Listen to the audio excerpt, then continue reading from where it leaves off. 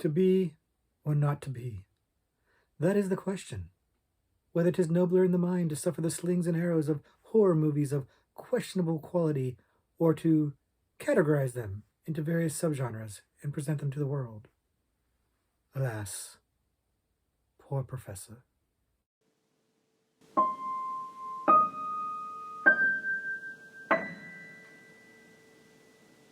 Hello, everybody, and welcome back to the Horror Movie Syllabus. My name is Professor Victor, and I'll be your host as we go through all the essential, noteworthy, interesting, and notorious modern horror films.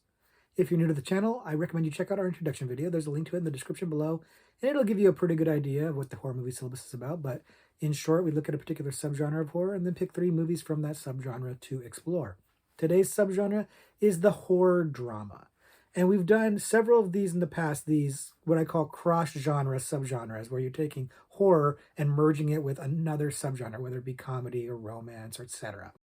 In this case, we're talking about the horror drama. And the horror drama is admittedly a little bit tricky, and I'm probably understating that, because the horror drama, by and large, tends to be lighter, much lighter on scariness. The scares aren't here, and if you're looking for scares, horror drama probably isn't going to be your favorite subgenre. The horror drama, like other cross-genre subgenres, is blending both horror and drama together. But when I talk about other cross-genre subgenres, I'm always talking about the balance and how there's got to be a good balance of horror and, say, comedy, or horror and, say, romance.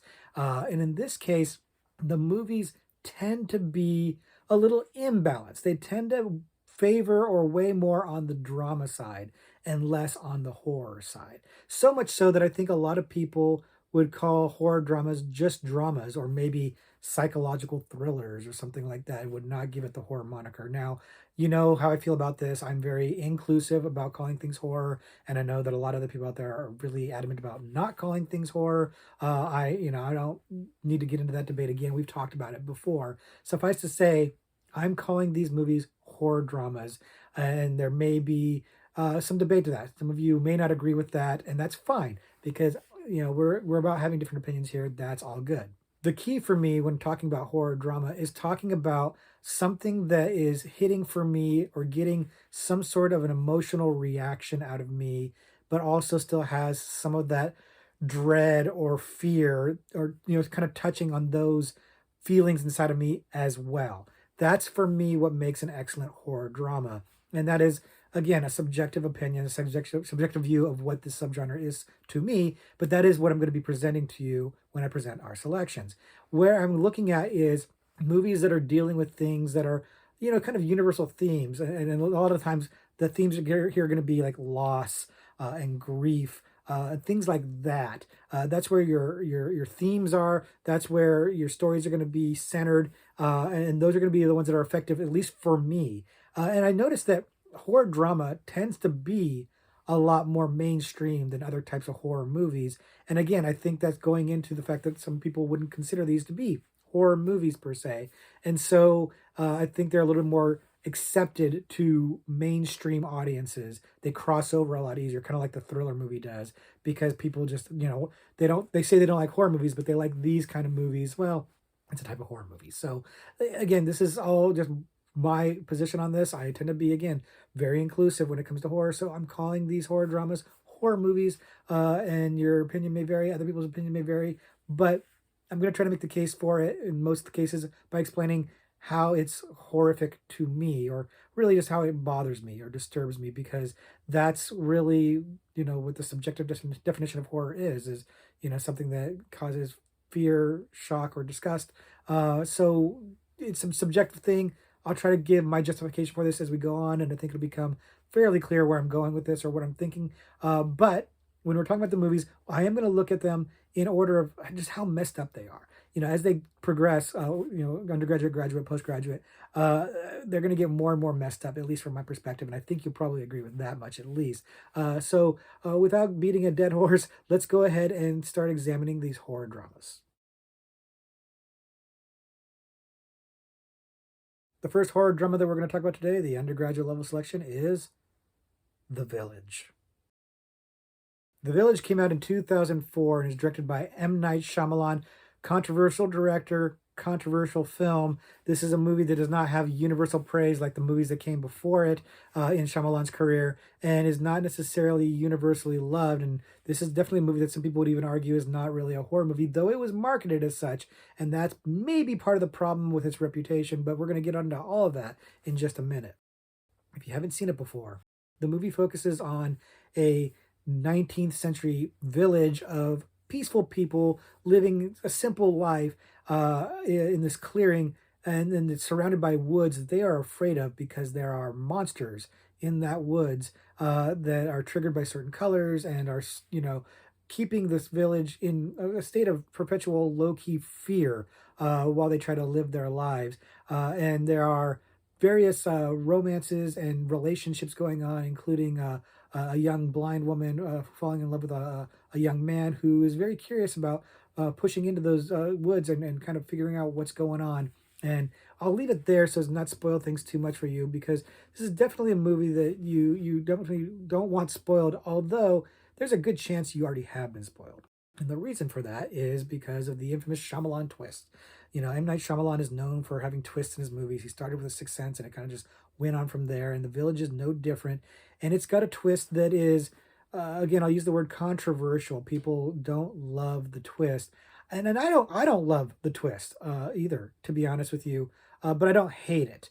I do think that there is maybe some merit to it, even if it's not done as well as it should be. But let's come back to that in a minute, because while the twist, I think, is a big part of why a lot of people don't like this movie, I love this movie. I love The Village, and I know that that may not be the most popular opinion, but I do not care. It is my channel. And yes, I am a Shyamalan apologist. I've said it before. Uh, yes, I acknowledge he's got some bad movies, and frankly, anybody who's saying that The Village is just garbage or whatever is really being hyperbolic, because A, something called Lady in the Water exists, so but B, it's incredibly well made. It's beautifully shot. It's got a huge cast of wonderful actors, including William Hurt, Sigourney Weaver, Bryce Dallas Howard, the incredible Joaquin Phoenix, Adrian Brody, and they're all doing good to great work. So it's hard to say this movie is terrible, because it's really, really well made and really, really well acted. What it is mismarketed. This movie was billed as a horror film, like a straight horror film. And it really should have focused more on the drama in the marketing, because the horror elements, while there and real, sort of, are overshadowed by the drama. The drama is really the crux of this movie. This is not really a movie about monsters. It's a movie about repression and grief and oppression. And it's the stuff that we can't say that we want to say, which is an overt theme in the movie. And I love it. That character work and that drama and those relationships are working for me. It really is the heart of the movie and the thing about the movie that I love. And the scary monster stuff is a backdrop. It really is kind of window dressing, if you will, but the marketing focused on the monsters. And I think people going in expecting a great monster movie came out disappointed, because that's not what they got. And I know that some people disagree with me on this and really think that the monsters should have been the focus. And I can see that, because they're shot really well. Like the monsters themselves, the design is pretty cool. The way Shyamalan builds a scene and creates tension. I mean, he really is a master of tension. When he wants to do a tense scene, he really can do it. And The Village has some great scenes like that, some shocking scenes, stuff like that. But it really isn't the point of the movie. And if you come in expecting that point, you're gonna be disappointed, even though it's done really well. And yes, he could have made a straight monster movie, no twist, no drama, and it would have been really good probably, because the small bits that you get are really, really good. But that's not what he did, and they shouldn't have sold it to people that that's what he had done, because it's not what he did. And then, of course, when you get to the twist, which I won't spoil here, even though, again, this movie is, almost, 20 years old, probably know the twist. But if you don't, I won't spoil it. It's not maybe not necessary, to be honest with you. But my bigger issue with it is not the unnecessariness of it, but that it raises all kinds of new questions, interesting things to explore about the characters and their sanity if you will, and their motivations. All this comes into play and could be recontextualized and needs to be examined, but the movie chooses not to do that. It basically wraps up shortly after the reveal of the twist, and that's unfortunate because if you could delve into some of these other ideas, which again I won't get into because spoilers, but yeah, if you could delve into what it means, what the twist means in relation to the characters and their motivations and their thought processes, I think it would have been a lot more interesting. It's a big missed opportunity. And I can see why people don't like it. I can also see that the twist calls into question a few things that make you suspend your disbelief. That doesn't bother me as much, but I can see why a lot of other people really fixate on that, and it drags the movie down for them. So the movie on its own, I think, really is great. I feel like the twist does feel like a gimmick that was kind of shoehorned in, and honestly, the movie might be better without it, especially if they're not going to explore the themes or the meaning behind the twist. Uh, I think that if they hadn't told people they were getting a monster movie, maybe people would have been a little bit more open and receptive to what they got. And it's unfortunate that that was the case because this movie is not nearly as bad as people say it is, and I think it's great. It's not one of Shyamalan's best, but it's far from his worst. And I really wish that people could come into it with fresh eyes, knowing to expect a drama with horror elements rather than a horror with drama elements, and maybe it would be a little bit more satisfying, or maybe that twist would just ruin it for them. I don't know. I'm guessing a lot of you have seen this movie and have opinions on it. I'm guessing a lot of you probably don't like it either. That's fine. Let's have conversations about it in the comments below. Let's try not to spoil it a little bit. Let's kind of try to talk around the twist so as to not spoil it for anybody who hasn't seen it. But and those of you who haven't seen it, go see it. You know, like it's worth watching for nothing else to have a conversation about it. But go see it so you can join us in the comments and talk about it. But this is one that tends to spark a lot of debate and discussion. So let's continue that in the comments below. The next horror drama that we're talking about today, the graduate level selection, is A Ghost Story. A Ghost Story came out in 2017 and is an absolutely beautiful movie that shouldn't work, especially when you take a look at the ghost in a sheet that is literally the main character of the movie and how ridiculous it looks out of context. This movie should be laughable and ridiculous, and instead is hauntingly beautiful, wonderfully made, and an exceptional movie that got me deep in my heart. Just really hit for me very hard, but we'll explain a little bit more as we go on. If you're not familiar with it, the movie stars Casey Affleck and Rooney Mara as a young married couple, and early on in the movie, Casey Affleck's character is killed in a car accident and he dies. But instead of moving on, he winds up remaining as a ghost, a white sheet wearing ghost, kind of like, when you did when you were kids, you wear a ghost with, the sheet over your head with the eye holes and you're a ghost. And that's what he is. And he's forced to kind of watch his wife's life go on without him. And he's kind of tormented by not being able to communicate with her, not being able to do anything. And I'll stop there and to not spoil it for anybody. But again, this is a movie that the premise or the look of the premise is ridiculous, and I think maybe that was done by design. It's almost like giving yourself a challenge. Like, can I make a serious and moving movie with a person in a ghost sheet? And the answer is a resounding yes. The movie hits so hard if you've lost a loved one. I feel like if you haven't experienced that loss, maybe this won't be accessible to you. Maybe it will come off as silly. I don't know. I have experienced this loss. And so the movie really personally hits hard. It's crushingly sad. It's just incredibly, incredibly, crushingly sad. It is so hard to watch this idea of your loved ones suffering without you when you're gone and you not being able to alleviate that suffering. It's just heartbreaking.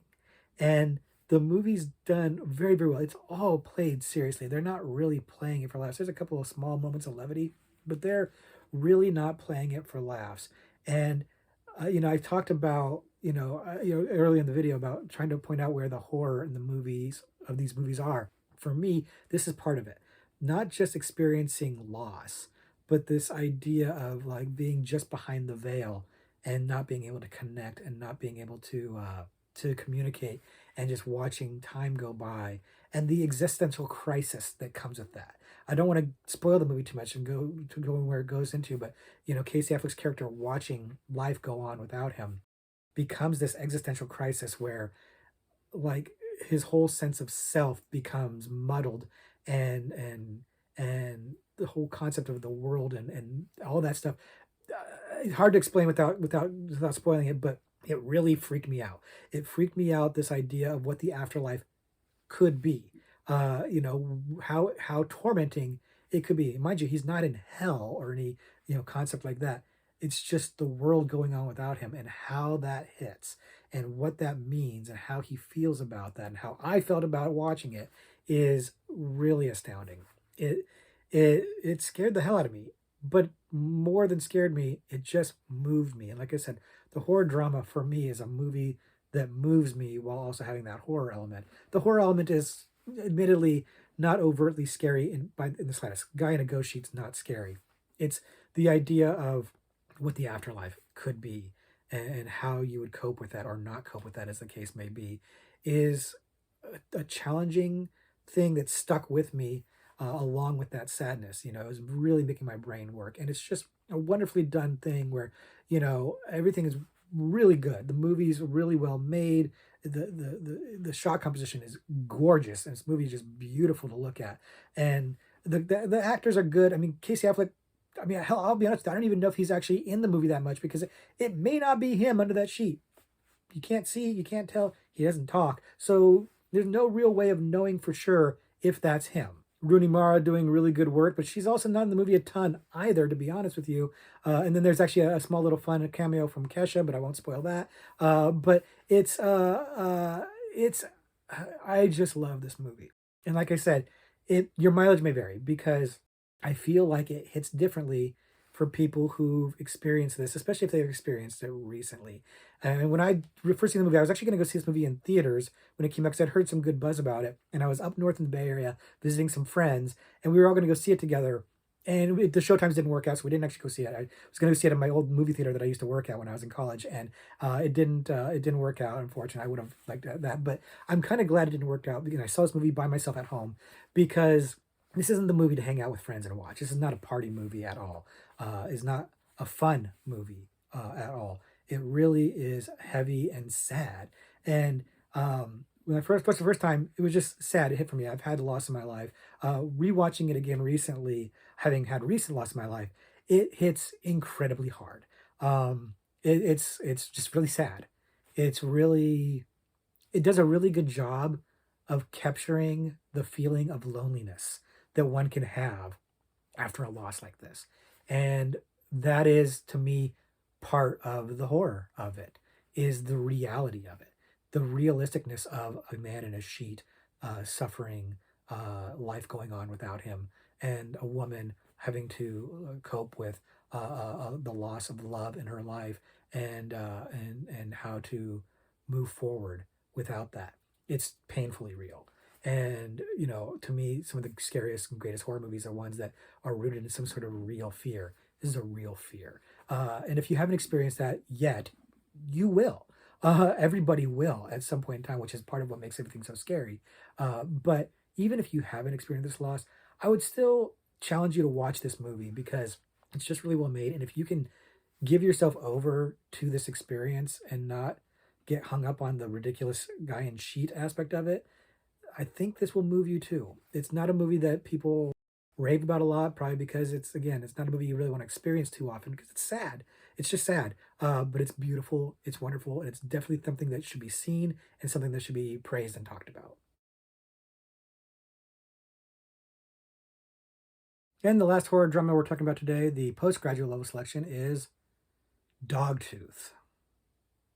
Dogtooth came out in 2009 and is a movie directed by Greek director Yorgos Lanthimos, and more on him in a little bit. But this movie is a challenging, bizarre, and disturbing watch that is not going to be for everybody, but really is something. It's honestly, it's not like anything that you've probably ever seen, and it's really kind of hard to explain it. But We're going to try to explain it and we're going to try to talk about it. But first, if you haven't seen it before, the movie's about a family that lives in a secluded house out in the middle of nowhere, surrounded by gates. And the three adult children in the family have been told by their parents that it's not safe to go out of the gates until their dog tooth falls out of their mouth. And they've also been told all kinds of other bizarre lies, misinformation by their parents in an effort to keep them under control, keep them afraid of the outside world, and just manipulate and abuse them in various ways. And it's very strange and very uncomfortable, and that's putting it mildly. But I'll stop there so as to not spoil the movie for anybody who hasn't seen it before, because this movie goes into some very strange and unusual places and has some shocking things. The movie is really well made. It's a really well put together movie. It looks wonderful, and it's a really fresh and interesting and original story by Yorgos Lanthimos, who is a Academy Award nominated director and writer. I think he got a nomination for The Favorite for directing, and I think he got a nomination for, I think I got a writing nomination for The Lobster. So he definitely knows what he's doing behind the camera and writing. So you've got some serious talent on this movie, and the acting is really solid too, because it's weird, man. Like, the characters are very weird. These young adults are really misinformed. They call things by the wrong names. They don't understand how the world works. They're so sheltered and cut off by things, cut off from things in the world, that their naivete and their, I mean, for lack of a better way of putting it, their stupidity is shocking and bizarre and kind of laughable, but then it's not. And that's where I think the horror in this movie comes in, is the way that these kids are being, they're adults, but the children of the parents are being manipulated and controlled, and just basically abused, both emotionally, psychologically, and physically. When the kids act out of hand, they are beat, and there is a lot of disturbing violence in this movie that kind of often comes out of nowhere and is very visceral feeling. It's not so much gory as it impacts you. You feel the hits, you feel what's going on. It also has some really disturbing sex stuff in it, not the least of which is some incestual stuff in there that is really odd and uncomfortable. And that's putting it mildly. The weird sex stuff in this movie that's never really fully explained is so bizarre and off-putting, and it really kind of speaks to a certain concept of sexual politics, and how this mother and father, who ostensibly are keeping their kids sheltered from the real world to avoid them being influenced by bad influences. And that's actually kind of addressed in the movie a little bit. It's really bizarre, because you start questioning, aren't they the bad influences? Like, the way the kids are starting to behave is in no small part due to how they've been brought up. The movie winds up infuriating you. You get so frustrated. You get frustrated with the lack of knowledge that these kids have, and you get very, very frustrated with what's being done to them, especially because the explanation isn't clear. You're not really given a compelling reason, or really much of any reason, as to why, other than the vague notion that they want to keep their kids sheltered from bad influences. And as a result, the kids just don't understand anything, and they start doing stuff that we would think is definitely wrong, because they don't know any better. They kill a cat because they don't know what it is, and they're scared of it. And so, some of this sexual stuff, some of this incestual stuff, is because they don't understand why it would be wrong, what it means. They've got hormones and feelings, and they don't understand how to process them, because they haven't been educated, they haven't been taught. And while they've been educated wrongly. And as the real world starts to seep in, things of course start to go awry. I'm not trying to spoil anything for you, but you can kind of guess that that's where the movie's going to go. And it's fabulous. It's really a great movie, but it's really messed up. It's really messed up. Like I said, really well made, really well acted, really well written, but just a messed up concept that bothers me, at least, because I know that this is not just totally made up. I know that there are people out there that have been in these situations where they're just, told something and believe something, and are really kind of sheltered from real world stuff, and have this ignorance about them. And you see this in like real life cults and things like that.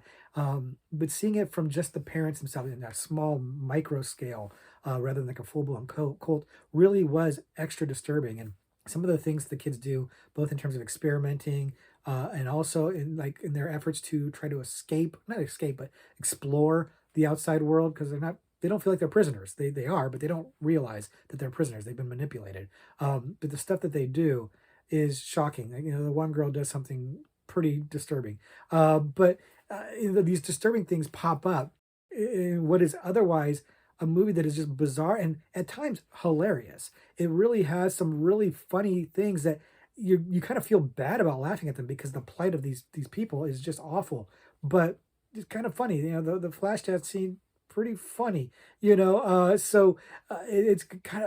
such a weird movie and it's really hard to explain exactly what it is. I think you just kind of have to see it for yourself, but with the understanding that not for everybody. It's got some really disturbing trigger warning stuff, kind of like that we talked about. So use your judgment whether or not to watch this one. But and it is subtitled, of course, it's in Greek. But it's a fascinating movie, man. I really like this movie, even though I find it to be messed up and disturbing because it's just fascinating. It's not like anything I've ever seen before. It is strange. It does bother me. It does evoke emotion from me of disgust and frustration and anger almost at some of it, but also kind of just like bemusement and comedy and hilariousness about it too. So it's all over the map in a good way. It actually doesn't feel messy. It just feels strange, like a very strange world that you found yourself in, and I love it. I think it's a great movie. So I'm kind of recommending it if you can hang out and you can hang with that if you have the constitution for it. If not, maybe skip it. But if you've seen it, let me know what you think of it in the comments below because I'm again pretty high on it. And maybe you wouldn't be. I can see why this movie wouldn't be for everybody. But we can talk about that in the comments below. So those are our picks for horror drama. But as usual, I've got a few extra credit movies to talk about because I wanted to talk about them. So let's dig into those right now. The first movie I'm going to mention is a movie called Simon Killer. Simon Killer came out in 2012 and is an interesting movie, mostly in terms of what it chooses to focus on in terms of character study, and is maybe arguably one of the more truly horror dramas that we're talking about today. But we're going to get into all that in just a minute. If you haven't seen it before, the movie's about a young man who just graduated college and has been dumped by his girlfriend of 5 years because of accusing her of supposedly cheating on him. And now he's in Paris, kind of bumming around before he figures out what to do with his life. And he starts up a relationship with a prostitute and starts encouraging her to do things like blackmail her clients. Meanwhile, he's also met this French student and things are kind of going interestingly, and I guess hijinks abound. We'll stop there so as to not spoil things for you. I don't know if it's really so much hijinks as just things start to happen. But the movie is not a hijinks-filled movie. When I describe this to you about this young man who's basically a sociopath, and you're kind of following him around, your expectation is not what you're going to get with this movie. It really is a character study of this young man, of this young sociopath. And it's funny, the first time I saw this movie, I really kind of thought that you were supposed to sympathize with the protagonist of the movie, and I did not. And I kind of thought, well, that's not weird. And it took me a while to realize that that's not the case at all. You are not supposed to sympathize with him. You're supposed to be disgusted by him. And in that case, it's very effective. It's a very effective movie. This character is, frankly, despicable, but he doesn't realize that. And that's why this movie works so well, is it really is a very realistic portrayal of a guy who is just focused on himself and sees the world through his own lens, that it's all about him, and he really doesn't care about other people or what he does to them, and he manipulates them, and he doesn't even really realize that he's doing it. He genuinely thinks he's a good guy. And that's what makes it scary. And that's what makes it disturbing. And that's what makes it infuriating. And it's really, really good. I got to give credit to Brady Corbett, who plays the main character, Simon. He is really good at being really bad. And again, he's not over the top at all. He is, for most of the movie, rather normal. And we've all met people, or some of us might be, people like this.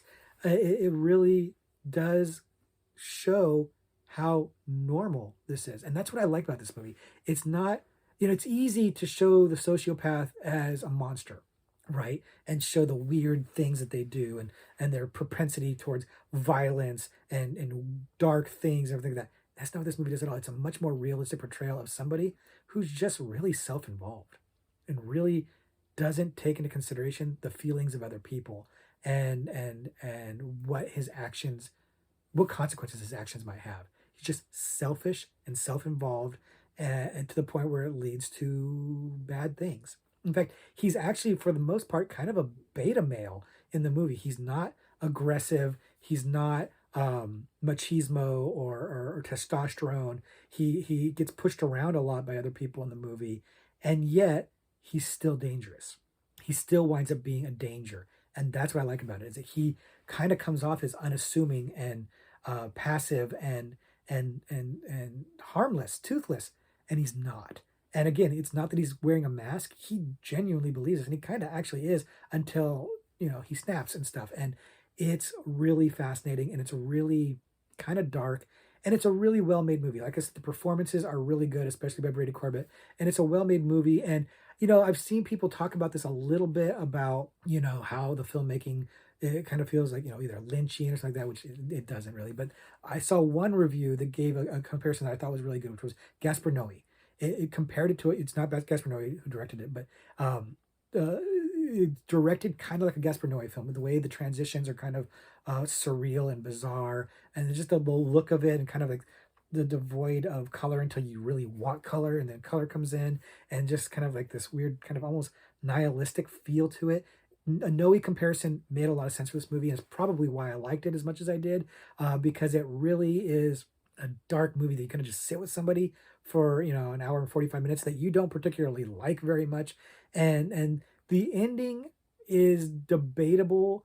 At first I thought I didn't like the ending, but when I'm going to sat there for a little while, I kind of actually did like the ending. But it's maybe not the most satisfying of endings, and it's hard to talk about that without spoiling it. But definitely, this movie is a lot more than I expected it to be, and definitely something that people should check out because, again, it's not one that people talk about much, and I think it's definitely worth watching.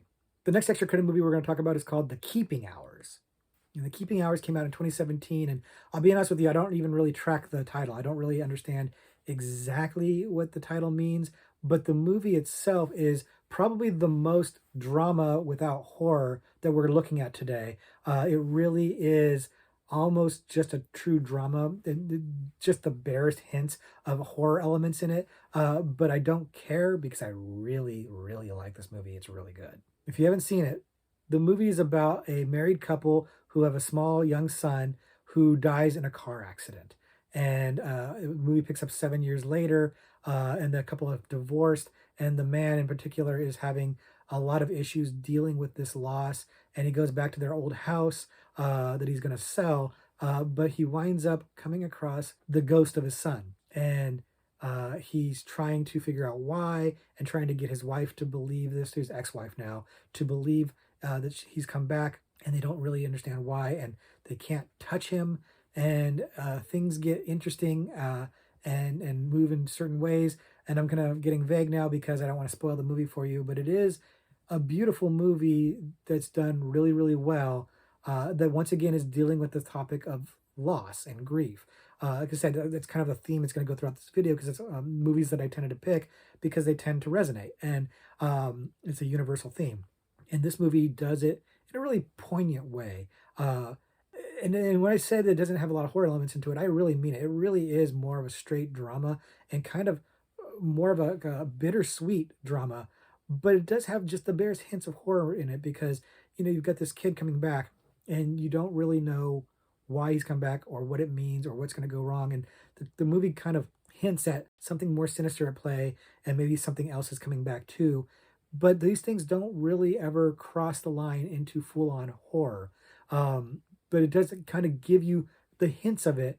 Is that enough to call a horror drama? Well, it is today, because I'm calling it that. But again, mostly because I just think it's a really good movie. Actor Lee Pace is in the lead role, and I really am ambivalent about Lee Pace. I don't really have a strong opinion of him one way or the other, but he's really good in this movie. He really worked for me in this movie to the point where I now might have to start paying more attention to him because he's exceptional in this movie as the grieving father, who is, kind of coming off a little crazy. And I'm glad that the movie doesn't sit there and stew in the is he crazy aspect for very long. It just it touches on it and moves along, and kind of gets more into what it wants to talk about in terms of themes of loss. And he really holds this movie down because a lot of the movie is just him reacting and kind of doing things, and it really works for me. Carrie Coon as his wife is good.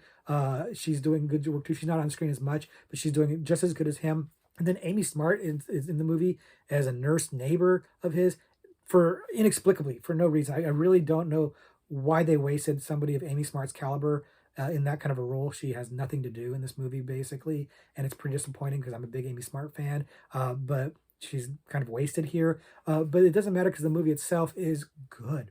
It's really good, but it's again, it's very sad.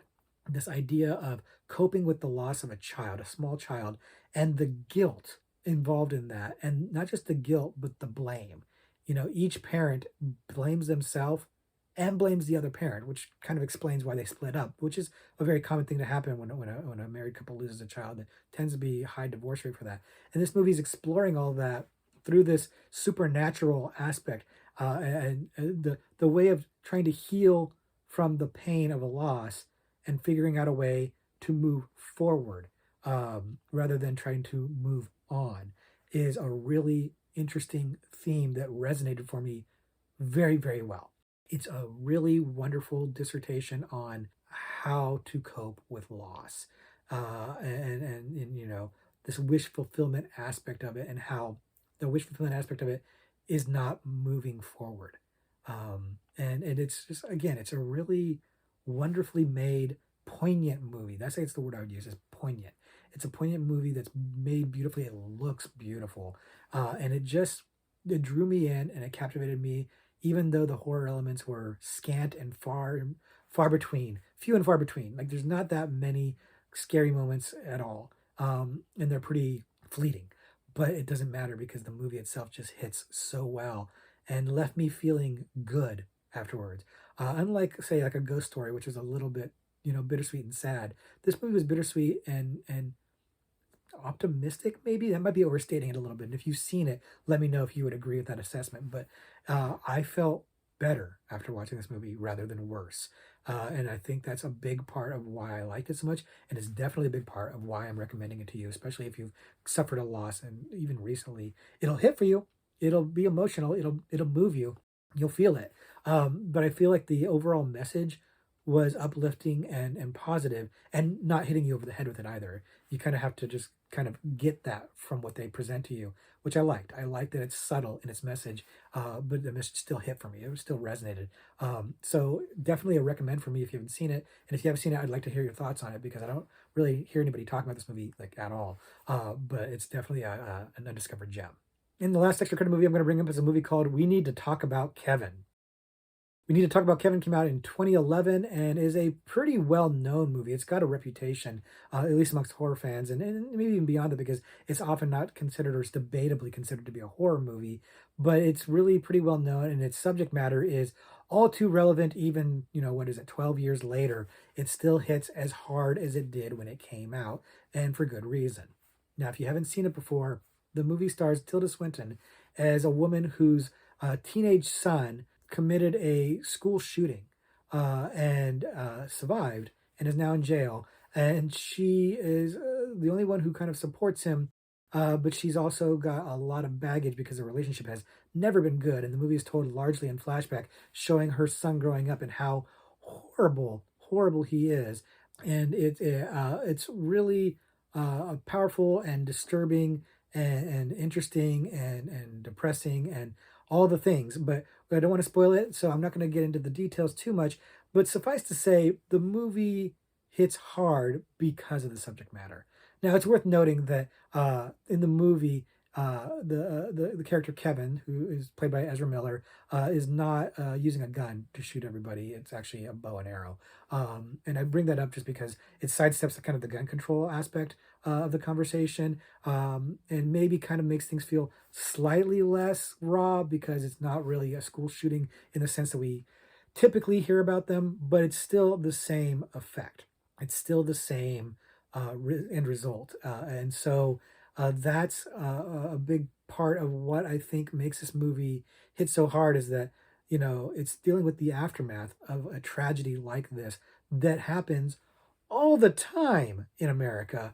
And so it's really relevant, in fact, probably more relevant today than it was 12 years ago, unfortunately. Now, Tilda Swinton is Tilda Swinton. We all know that she's amazing, and she's amazing here.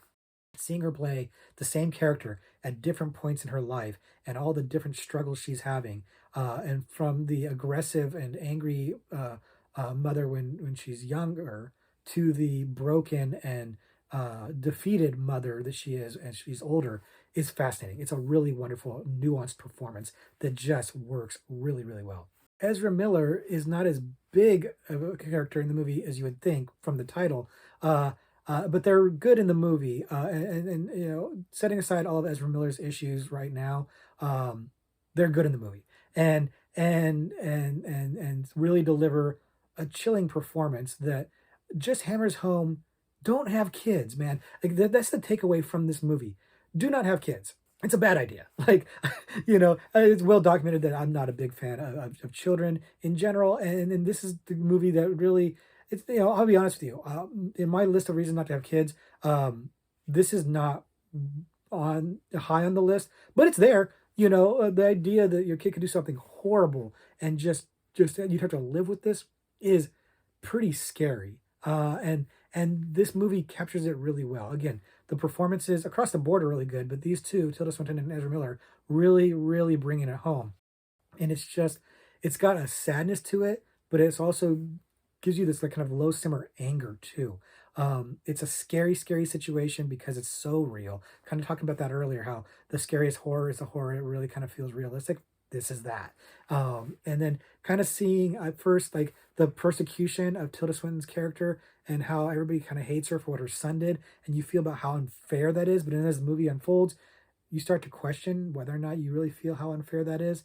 It's an interesting thing for this movie. The way the way it piecemeals out information and lets you know things it's really interesting. It's not exactly a mystery, but it kind of feels like a mystery.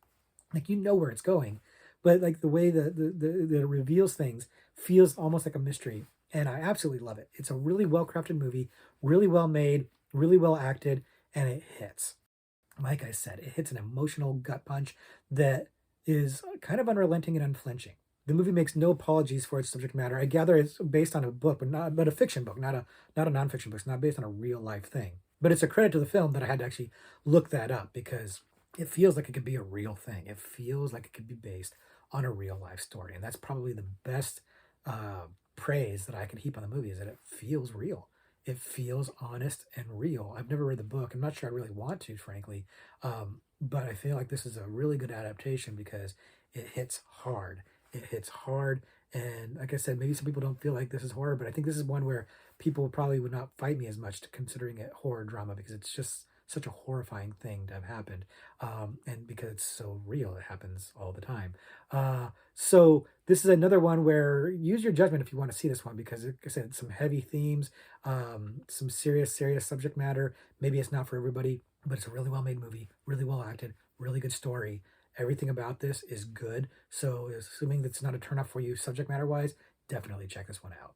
So that's going to do it for our exploration into horror drama. Like I said, it's kind of a nebulous type of subgenre in terms of what qualifies for horror drama. Is it horror enough? Is it drama enough? You've kind of seen the way I went with this. I think after seeing my selections, you get an idea of what I'm thinking when I'm thinking horror drama. You might be thinking something different, and if you are, leave some comments down below and let us know how you would define horror drama and what your picks would be.